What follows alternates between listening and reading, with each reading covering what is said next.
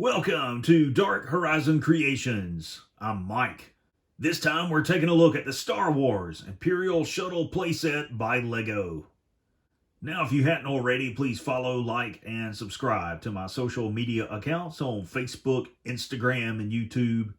Don't forget to hit that bell icon so you get a notification of when I post new content. Merry Christmas to me!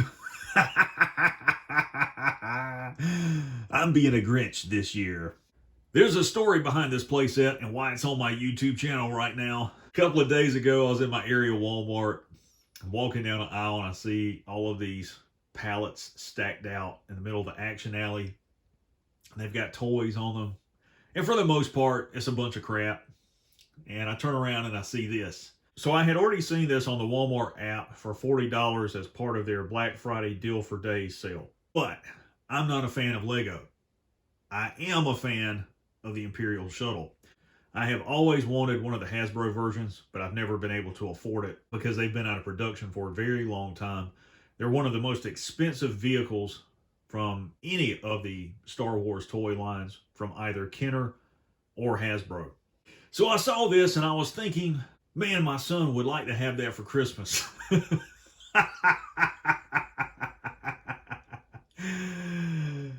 So I got it. And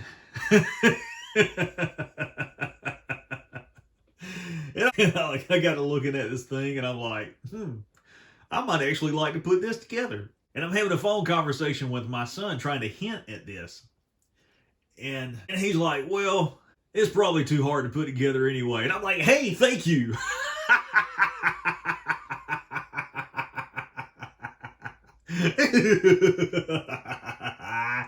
So here it is. So having an opportunity to put this together, I think it's going to be fun, maybe a little bit challenging. I have autism, so who knows, I might have a meltdown halfway through. At any rate, I'm going to attempt to build this thing and see what it looks like.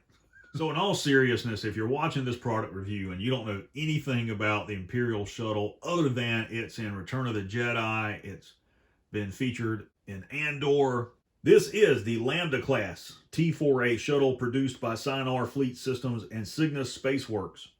There are two variants of this shuttle, the Lambda class T4A and the T5 Deliverance. It is a multi-purpose, multi-role transport. Each of these ships cost 140,000 credits each. It is approximately 20 meters in length. It is equipped with two 204 sublight ion engines capable of propelling the shuttle to 850 kph in atmosphere. It has a primary Class 1 hyperdrive motivator capable of propelling it to 54 mglt, or mega light speed, in case you don't know what that means. It also has a Class 10 hyperdrive motivator as a backup. It is equipped with deflector shields, advanced short-range sensors, and a navigation system. The T4A Lambda class is equipped with two Tame and Back KX5 laser cannons, as well as two Tame and Back GA60 twin rotating blaster cannons, forward mounted, as well as an Armec RZO retractable double blaster cannon on the rear of the shuttle. The Lambda T4A has a crew complement of one pilot, one co-pilot. It can carry up to 20 passengers as well as 80 metric tons of supplies and has enough consumables on board to last for 2 months. On the back of the packaging, you've got your obligatory product shots. Now, beginning in the upper right inset, you see an image that demonstrates how the stabilizers fold down and up. Below that, it demonstrates the opening and closing cockpit. In the center left, you see how the top of the shuttle opens up to reveal the interior playset. And in the upper left, it shows the firing projectile. Okay, here we have the Star Wars Imperial Shuttle. Outside of the packaging, all 660 pieces fully assembled. And I'm pleasantly surprised. I enjoyed building this. It took me a little less than 4 hours to fully assemble. It was a lot of fun, but it's also extremely fragile, as most LEGO sets like this are. Particularly the dorsal stabilizer. It is very tall, very thin. It is secured at the base to the top part of the shuttle body, but it is still very flimsy. It could be broken off easily. One thing I noticed during the build of this set is that there are a lot of interlocking pieces that are used to secure different components. And that's partially due for interconnectivity. It's also for stability of the playset. So included in the packaging are 660 pieces total. You have the components to build the shuttle. You also have 3 minifigs, Darth Vader, Luke Skywalker Jedi Knight, and an Imperial officer which pilots the shuttle. And you have the instruction booklet, which we'll look at briefly in just a moment. So I want to take just a few moments and talk about the instruction book, because this is very fascinating to me. I grew up building Lego sets. I've never had a set that included anything like this. It was always a very small pamphlet or fold out instruction sheet that outlined the assembly process of the set that I was building. This is a full color, fully illustrated guide. And you can even go online. You know, you can scan this QR code and get the assembly instructions online. That is just neat as well. But I like the book better. I like this. This is just really neat. I'm more of a person that likes traditional printed material anyway. But just the detail alone and the simplicity of the instructions and the guide for assembling each section. And inside the box, all of the components were divided into maybe a dozen bags of different sizes. And as you work on each section, you find that there's components that are confined to just like two packages. And you would build different sections like this just out of 2 bags and didn't have to touch anything else. And once those 2 bags were completed, you move on to another set of bags. That made it very fun and very simplistic, and it takes the stress out of building this. And one of the other things I like in this guide, every so often you'll see one of these, and this is a 1:1 scale reference for this component. And it shows you the actual size of it to aid you in finding the piece inside the bag. So all throughout, it's just very nicely detailed. And as I got to this part, I understood what I was building in the set, and it was, very fun, and exciting, because I realized I was getting close to having the main part of the shuttle body completed, and this is the cockpit, and it's just really nice, and skipping all the way to the back where you start assembling the ventral stabilizers for the shuttle.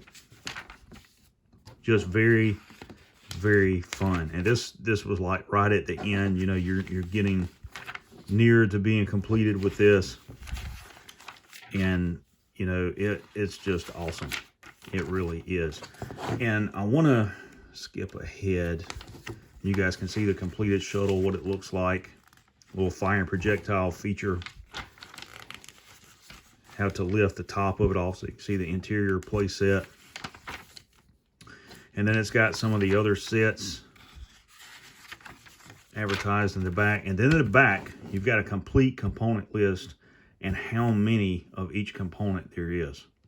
So that's really, really neat. So, if you had to order something or something was missing, this is easy reference. It gives you the part number. You would call customer service over here on the right, depending upon your location, and tell them the set number and what component's missing.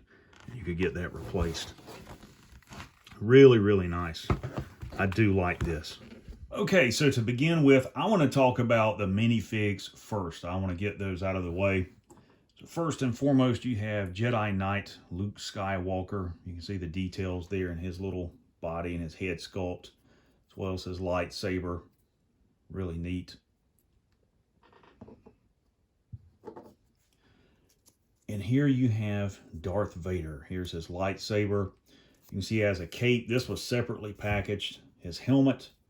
And if you pull his helmet, it comes off, and there's Anakin Skywalker underneath.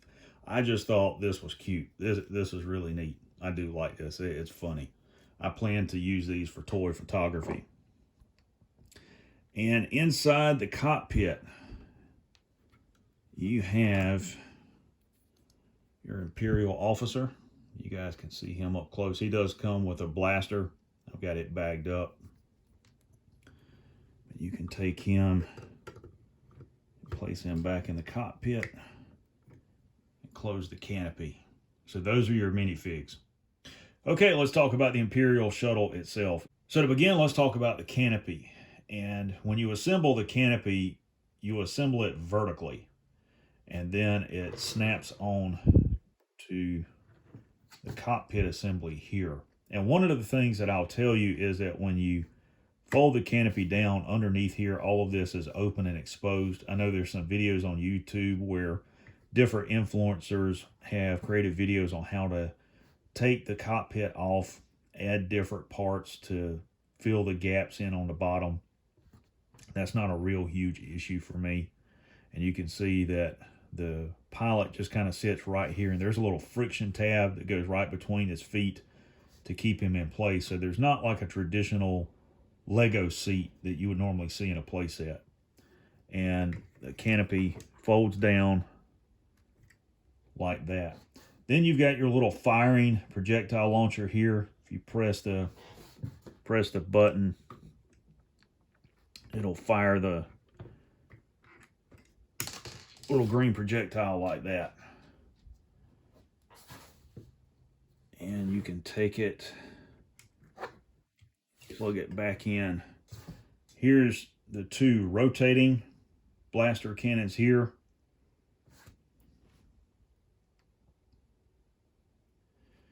There's two of the forward-mounted blaster cannons here, and the two rotating blasters on the leading edge of both of the ventral stabilizers. Now I'm going to ratchet this down so you guys can see the dorsal stabilizer, how tall it is. And these two parts form sort of the spine of it. They're interconnected. They are secured together in a couple different places right in here. Then they're secured at the base. And this section is assembled first, and you kind of build out here and here to build the entire stabilizer. And it's secured down at the base, but this is flimsy. You know, if you hit this with any kind of force, it would break it. So that's one of the reasons why I say this should be stored in a place where it's not going to get broken. And the ratcheting joints here for the ventral stabilizers, this is really secure. You know, you can hear it and feel it kind of click into place when you close it. Turn it around back, there's your thrusters. Here's your pivoting rear blaster cannons here. And I'll pick it up so you guys can see the base of it. It doesn't have retractable landing gear. It's got these two components here, here, and here as a support where landing gear would be on the actual shuttle.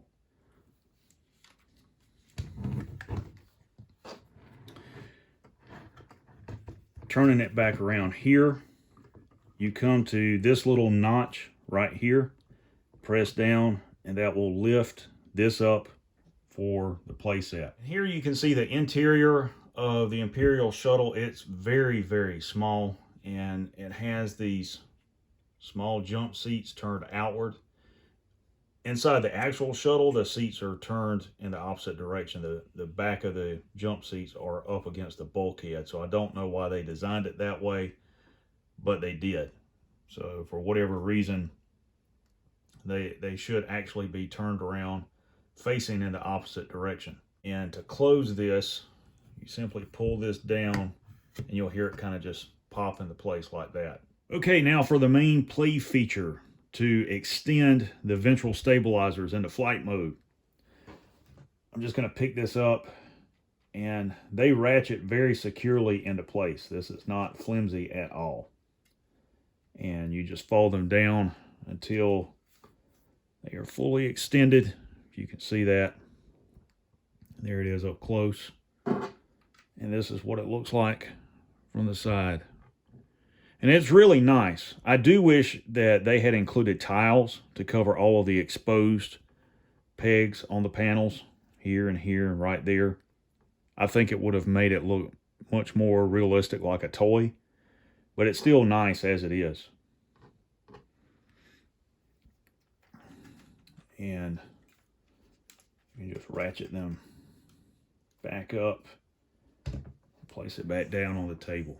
Now, for those who want to know the dimensions of the Imperial Shuttle, it is 10 inches in length.